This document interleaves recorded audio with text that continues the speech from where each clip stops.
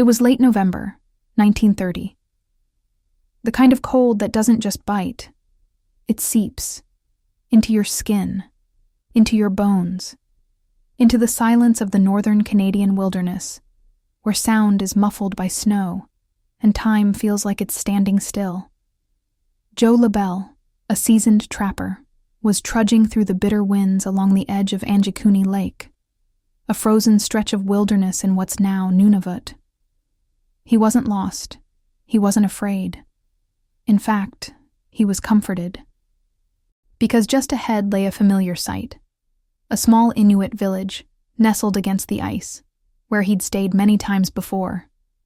Fires would be burning, laughter echoing, smells of meat roasting over the flame, a place where cold hands could find warmth. But this time, something was different. As Labelle approached, no smoke rose from the chimneys. No children's voices danced across the air. No dogs barking in the distance. Just nothing. Stillness. He called out. No answer. He stepped closer. Doors to huts stood open. A pot of stew was still warm on the fire, untouched. Clothing hung, unstirred. A needle still threaded through half-finished stitching. But no people. Not a single soul. Labelle checked every home. Nothing. He followed footprints, only to find they stopped abruptly, as if the villagers had simply evaporated into the snow. Then came the most disturbing sight, the sled dogs. Every one of them. Dead. Still tied up, as if their owners never came back. Starved. Frozen. Their howls never heard. Labelle, though used to solitude, felt something deeper here. Not loneliness, not even fear. Something heavier, like grief left hanging in the air. He gathered himself and raced miles across the frozen expanse to the nearest telegraph station. Frantic, frostbitten, desperate for answers. What he reported would spark one of the most haunting cold case mysteries in Canadian history. A village that vanished without a trace. No signs of violence, no signs of flight. Just 30 souls, gone. And nearly a century later, no one truly knows what happened. Some say it's all a myth, a tale grown wild in the telling. Others swear the story was real, and that the truth was buried, deeper than the snow. Welcome to Minds Behind History. This is the story of the vanishing village of Angikuni Lake. Joe Labelle was no stranger to the wild. He'd spent most of his adult life moving through the remote backwoods of Canada, a trapper by trade, a loner by temperament. In those days, the land was untouched, sprawling, and merciless. You didn't survive unless you understood the rules. Respect the cold, follow the rivers, and always know when to stay quiet. Labelle had a route, one he followed season after season. Along that path was Anjikuni Lake, a long, crescent-shaped body of water nestled in what was then the Northwest Territories. It was the kind of place you didn't stumble upon by accident. And on its shore was a village. Not large, maybe 20 to 30 people. Inuit families who lived off the land and ice. Fishers, hunters, mothers, elders. People who had known that lake for generations. They knew Labelle too. He wasn't one of them, but he was trusted. He'd trade furs, share stories by the fire, sometimes stay the night when the cold grew cruel. And over time, a fragile friendship had formed between the outsider and the isolated. So in November 1930, when Labelle found himself making his usual journey across the frozen north, he looked forward to seeing the village. It meant food, warmth, human voices, a break from the grinding silence of the wild. But as the lake came into view that day, Labelle noticed something strange. The smoke. There was none. No fires. No smell of burning wood carried on the wind. Just snow. Still and silent. Labelle squinted into the bright, icy glare. The village was still there. The huts, the sleds, the storage racks for drying meat. It looked right, familiar. But as he stepped into the edge of the camp, something felt off. Not wrong. Not yet. Just unnervingly quiet. He called out. Nothing. He moved to the first hut. The door creaked open. Inside, furs piled neatly on beds, carved tools arranged on a shelf, a pot, frozen solid on a cooking fire that had long gone cold. But no people. He checked the next. Same thing. Then the next, and the next. Every home, empty, utterly undisturbed, as if the inhabitants had just stood up mid-sentence and vanished. There were no signs of struggle, no overturned furniture, no blood, no footprints leading away from the village, not even into the woods. Just a cluster of homes, silent in the snow. Labelle's breath grew ragged. The cold pressed in tighter. And then, the fear started to whisper. Because this wasn't just quiet. It was wrong. The sled dogs, he noticed, were still tied to posts near the edge of the settlement. But they weren't barking. They weren't moving. He approached slowly. One by one he saw them, slumped in the snow, stiff with frost. Dead. They hadn't been attacked. They hadn't run off. They had been abandoned, left to starve, still tied, still waiting. Labelle, a man hardened by solitude and survival, felt something churn deep inside him. A village doesn't just disappear. People don't leave their children's clothes hanging. They don't leave food uneaten. And they don't leave their animals to die. Something had happened here. Something fast. Something final. The kind of silence he now stood in. It wasn't peace. It was absence. As the wind picked up and shadows lengthened across the snow, Joe Labelle made a decision. He would go for help. But first, he would burn this image into memory. The last place these people were seen, frozen in time. Labelle didn't leave right away. Something, perhaps instinct, perhaps disbelief, pulled him deeper into the village. He needed to make sense of what he was seeing. He needed proof that what he felt was real. The first hut he entered had a kind of quiet stillness to it. Not the kind that follows sleep, but the kind that follows abandonment. The air was cold, unmoving. Yet there were signs of life frozen in motion, as if time had stopped mid-breath. A pot hung over the fire pit, its contents partially thawed, then frozen again, congealed, stuck in a limbo between hot and cold. Nearby, wooden bowls sat out on a small table, carved utensils resting beside them, as if the villagers had sat down to eat and simply stood up. Blankets were still piled on the sleeping mats. A needle with sinew thread pierced halfway through a seal pelt. Children's boots lined up near the entrance, too small, untouched by snow. There were no signs of a rush, no scattered belongings, no toppled furniture. Nothing to suggest panic. Labelle moved on to the next home, and the next. The pattern was the same. Fires had burned low, some completely out, others still holding the faint, ghostly remains of embers, now crusted in frost. Tools lay on the ground where they had been used.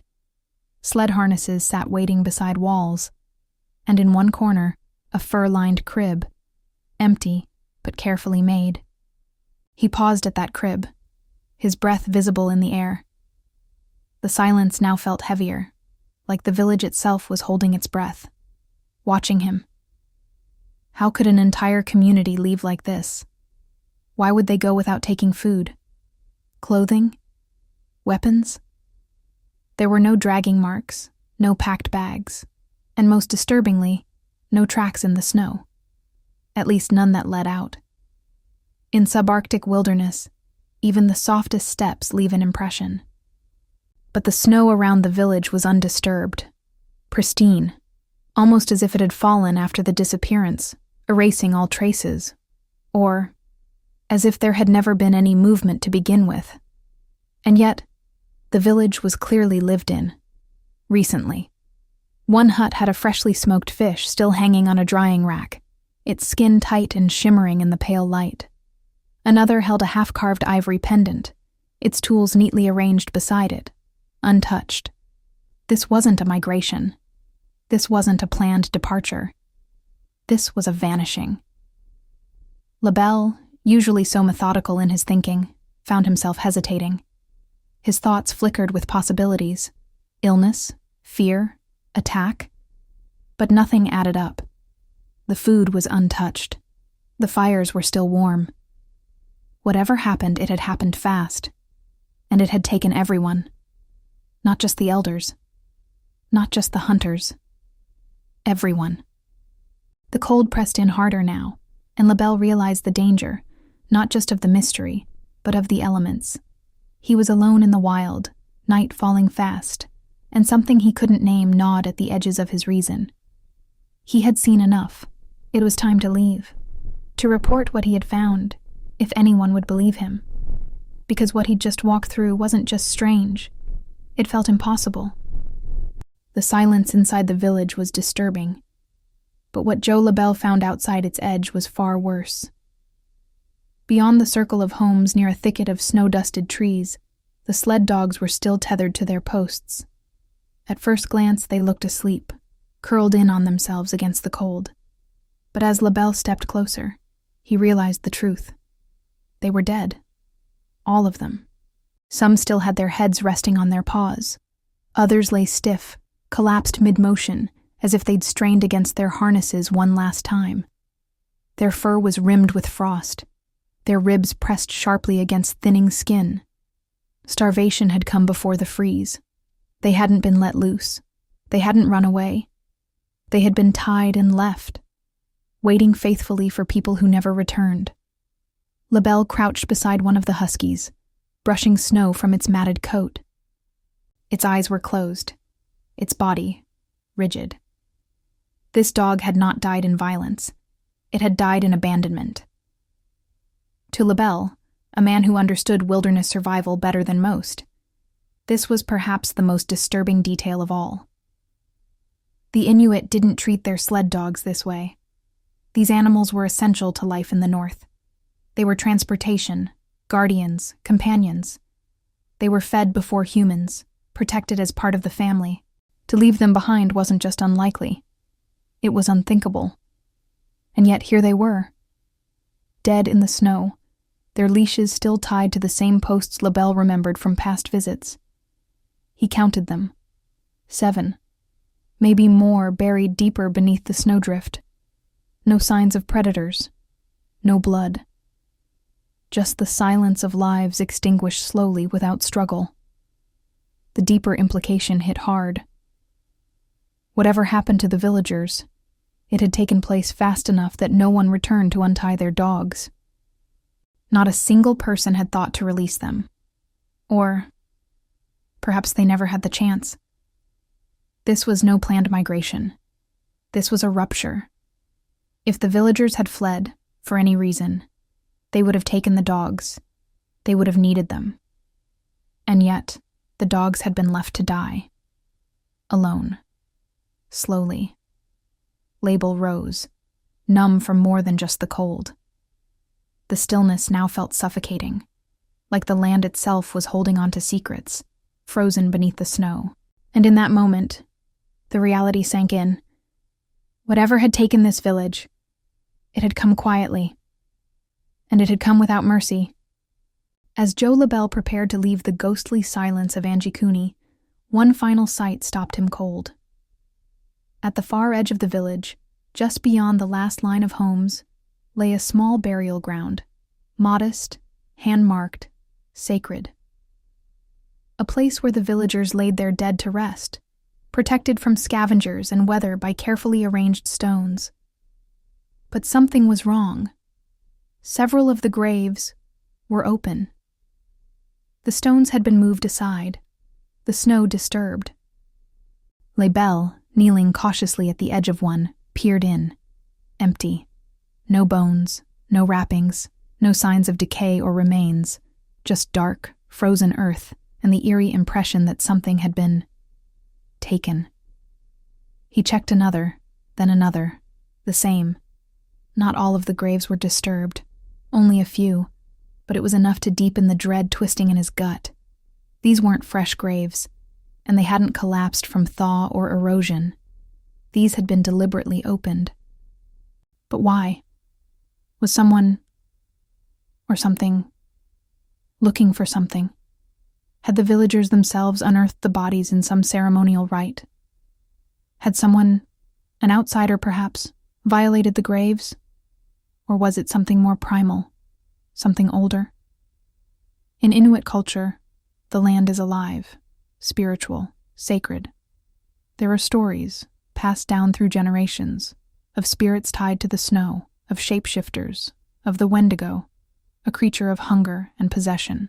Could the villagers have disturbed something they shouldn't have? Labelle didn't believe in such tales. He was a practical man, a trapper, a survivor. But as he stared into the quiet holes where the dead once lay, the logic began to fray. If the villagers had left willingly, why dig up their dead? If they had been taken, by force or by fear, who would have gone to the trouble of disturbing the graves? The questions hung in the air like breath in the cold, visible, but fading fast. And there was another theory, darker still. What if the dead had not been removed, but had risen? It was a thought too strange to entertain, yet impossible to dismiss entirely. Every clue so far defied reason. The empty homes, the frozen meals, the dead dogs. Now this. Disturbed graves in a place where no footprints led away. Even Labelle, hardened by years of solitude, could no longer deny the weight of it. Something unnatural had happened here. Whether it came from the sky, the forest, or the villagers themselves, something had broken the boundary between the living and the dead. He stood in that frozen cemetery for a long time, the wind cutting sideways through the snow, his face stung raw. He wasn't afraid of death, but here, in this place, it wasn't death he feared. It was absence. Something had removed the people from this place, and possibly removed the very memory of them. Whatever had happened, it was bigger than him, and he knew no one would believe it without proof. So he turned slowly and began the long journey to the nearest telegraph office. His footprints, unlike those in the village, would mark the snow. But behind him, in the disturbed silence of Anjikuni, nothing moved. Nothing answered. Only the wind. Joe Labelle had seen enough. The abandoned homes, the frozen meals, the dead dogs, the disturbed graves. Whatever had happened at Angikuni Lake was beyond explanation, and beyond anything he could handle alone. It was time to leave. Time to tell someone. Time to find help. But help was far. Labelle packed what little he had, bundled himself tightly against the wind, and began the brutal trek south, miles across unforgiving snow and ice, navigating through biting cold and the creeping sensation that he wasn't truly alone, that something might still be watching from the tree line just beyond his view. He pushed the thought away and pressed on. After days of harsh travel, he reached the nearest telegraph office, a small outpost used by trappers and fur traders to send urgent messages to the outside world. There, breathless and frostbitten, Labelle made his report. He told them everything. An entire Inuit village, gone. No signs of violence. No signs of escape. Dogs starved. Graves opened. And a silence that still echoed in his bones. The message was sent. The Royal Canadian Mounted Police, the RCMP, responded quickly. Within days, a unit was dispatched to investigate. Their journey north was difficult, marked by sub-zero temperatures and snow so deep it swallowed entire sleds. But eventually, they arrived. And when they reached Angikuni Lake, they found nothing. Not nothing in the literal sense. The village was still there. The huts still stood, The graves, too. But what was missing was any trace of what Labelle had described. The food was gone. The cooking pots cleared. The dogs, nowhere to be found. No disturbed graves, no strange signs, no footprints, no proof. Just a quiet, abandoned village. Cold, lifeless, empty. The RCMP officers searched thoroughly. They took notes. They questioned nearby trappers and nomadic groups. But no one had seen the villagers. No one knew anything. It was as if the people of Anjikuni had never existed. The Mounties filed a basic report, noting that a small settlement had been vacated, possibly relocated due to winter hardship. A non-incident, as one officer would later call it. But behind closed doors, whispers persisted. Labelle's detailed account didn't match what the officers had recorded. And curiously, the RCMP never made the full report public. In fact, for decades, they denied that the incident had ever occurred at all. Some researchers later claimed that the original telegraph logs had been lost, or worse, destroyed. Others believed the RCMP had sanitized the story, removing the more disturbing elements to avoid panic or embarrassment. Labelle, meanwhile, faded from the headlines. His story was picked up by a few newspapers, then reprinted in paranormal magazines in the 1950s and 60s. But without hard evidence, the story remained in the realm of speculation. Still, the questions lingered. Why did a seasoned trapper report such a detailed, chilling scene, only for the RCMP to find a normal, abandoned village? Did Labelle exaggerate? Was it a hoax? Or did someone get there before the police? Someone who cleaned up the truth? The deeper you look into the records, the more distorted they become. A mystery within a mystery. Because in the cold north of Canada, the silence can be real. And sometimes silence is manufactured. For those who wanted answers about what happened at Angikuni Lake, the years that followed brought little more than confusion and silence. The Royal Canadian Mounted Police, after their initial visit to the site, issued a short and vague report.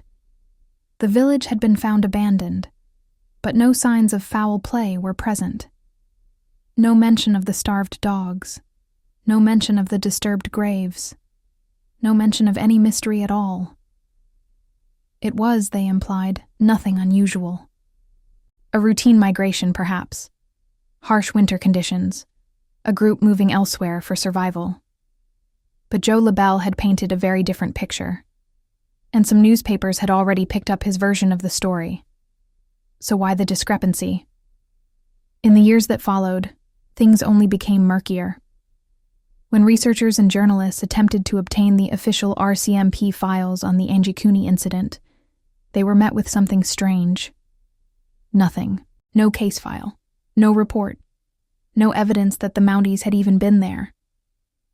In 1984, when questioned directly, the RCMP stated that the entire story was a myth. They denied that any officer had ever investigated such an incident. They claimed no record of Joe Labelle, no telegram, no missing village, nothing. The entire event, they said, was a fabrication.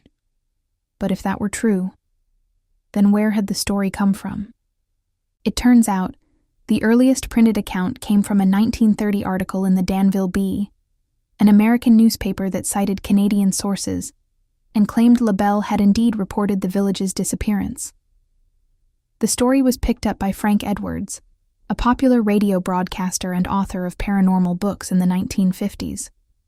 Edwards added details, some credible, some likely embellished, and reprinted the story in his book, Stranger Than Science. From there, the legend grew legs. Skeptics argue that Edwards sensationalized the entire thing, that perhaps the village never existed, that Joe Labelle was invented, or had simply misunderstood what he saw.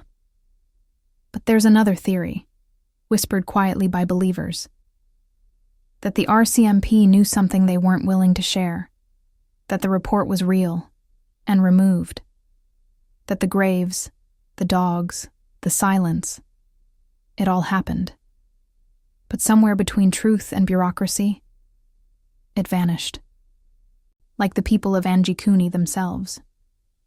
In the end, there are no public documents, no photographs, no graves to examine, just overlapping versions of a story, and a long, cold gap where facts should be. A mystery preserved not in evidence, but in the silence left behind. What happened to the people of Angikuni Lake? For nearly a century, the mystery has remained unsolved, and where facts fade, theories begin to grow. Some are plausible, others border on the paranormal. But all of them share one thing: none fully explain what was left behind, or what wasn't. Let's begin with the most grounded theory: a mass exodus. Some historians suggest that the Inuit villagers may have simply relocated, prompted by food scarcity, illness, or the threat of an early and severe winter. It wouldn't have been the first time a small, semi-nomadic community moved suddenly to a safer or more bountiful region. But this explanation raises more questions than it answers. Why leave without food, clothes, tools, or even your dogs? Why leave meals half-cooked and fires burning? Why not untether the animals who were essential to your survival? And most troubling of all, where were the footprints? A full community migration would leave signs, drag marks, sledge tracks, discarded supplies. But Labelle saw nothing, only snow, still and unbroken. So if not a migration, then what? Next, the supernatural. A legend known well to the indigenous peoples of the North, the Wendigo. In Algonquian and Cree folklore, the Wendigo is a malevolent spirit born of cold, hunger, and isolation. Said to possess those who fall to greed or cannibalism, it transforms humans into ravenous beings, driven by insatiable hunger, twisted beyond recognition. Could a spiritual sickness have overtaken the village? Could fear of a Wendigo have caused the people to flee, or worse, turned on each other? Some researchers point to disturbed graves as symbolic. In certain Inuit traditions, the dead are closely tied to the spirit world. Disturbing them could be seen as an omen or a curse, but again, even myth must leave physical traces. No remains, no bodies, no survivors, just silence. Then there's the theory that propelled the story into modern pop culture: UFOs. According to a few retellings, most notably in Frank Edwards' Stranger Than Science, there were reports of strange lights in the sky above Angikuni Lake around the time of the disappearance. Blinking, pulsing, moving unnaturally. Could the villagers have witnessed something they weren't meant to see? Was the community taken, as some alien abduction theorists suggest? Skeptical? Sure. But consider this: the lack of footprints, the suddenness of the disappearance, the eerie calm. These are the very hallmarks that fuel modern alien lore. There's no hard evidence to support this theory, of course. But then again, there's no evidence left of the village's people at all. Some suggest other possibilities. A disease outbreak covered up. A military experiment gone wrong. Even an undiscovered natural event, like methane gas release, sudden ice collapse, or magnetic disruption that affected cognition or behavior. But none of these explain the complete lack of remains. The frozen dogs, the opened graves, the unfinished meals and fires left burning. Each theory scratches the surface. None pierce the core, and so the mystery remains, chilling, unsolved, and suspended in time. In a place where the wind howls like voices long gone, and the snow buries more than just the past. With no physical evidence, no surviving witnesses, and no official reports, the mystery of Angikuni Lake begins to drift into a strange place, somewhere between history and folklore. So we have to ask, was this a real event, or just a chilling story that grew taller over time? Let's start with the source. The earliest known version of the Anjikuni mystery appeared in a 1930 article in the Danville Bee, an American newspaper. It referenced Joe Labelle by name and described his discovery of the empty village in vivid detail. eerily similar to the story that would become legend. Then, in 1959, popular radio broadcaster and author Frank Edwards included the tale in his best-selling book, Stranger Than Science. Edwards' retelling amplified the more dramatic elements: the warm stew on the fire, the ghostly silence, the opened graves, the starved sled dogs, and introduced the idea of unexplained lights in the sky. Edwards was known for sensational storytelling, but he didn't invent stories wholesale. He drew from obscure newspaper archives and expanded upon them. His account turned the Anjikuni incident from a regional mystery into an international enigma. That said, there's no known first-hand interview with Joe Labelle, no photo of the village, no RCMP report accessible to the public, just reprinted versions of the same account, told again and again, each time with slightly more drama. Could the story have been a misinterpretation? Possibly. Labelle may have stumbled upon a temporarily abandoned site. The villagers could have moved quickly due to a threat, natural or otherwise, and left behind scenes that only appeared eerie to an outsider unfamiliar with Inuit customs. Or could the story have been fabricated? Some skeptics believe so. A gripping story published during the Great Depression might have been welcomed by readers hungry for distraction. One editor's imagination could have evolved into a national curiosity. But what if there's another possibility? What if Labelle told the truth, and what he saw was simply too strange for authorities to accept, too politically inconvenient to investigate? What if the original RCMP files did exist, and were later destroyed, redacted, or buried? After all, covering up a mystery is often easier than solving it. Especially when it comes from the farthest reaches of the north, where snow buries clues, cold preserves silence, and history forgets those who leave no trace. Whether legend, misreporting, or buried truth, the Anjikuni story refuses to disappear. Because sometimes the mind doesn't need proof, only questions it can't shake. Angikuni Lake still exists.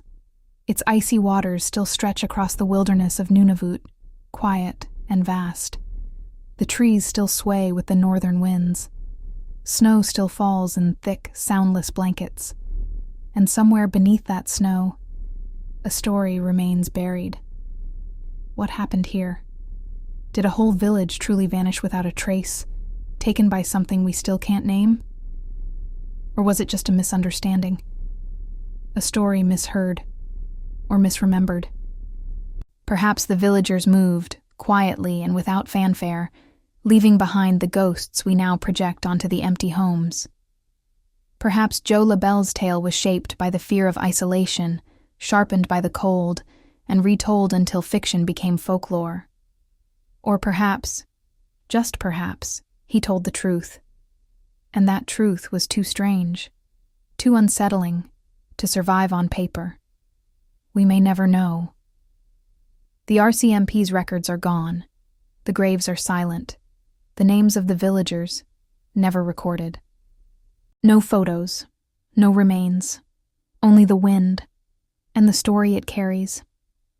And yet, the Anjikuni mystery endures, passed from one generation to the next, whispered in articles, broadcast over radio waves, archived in books with titles like Unsolved Mysteries and the Unexplained. A story that shouldn't be true, but refuses to die. Why? Because it taps into something deeper than a single event. It reminds us how fragile presence is, how quickly people can vanish, how the snow, indifferent and eternal, can erase all evidence that someone or something was ever there. And maybe, just maybe, that's what makes it so chilling. Not because we know what happened, but because we don't.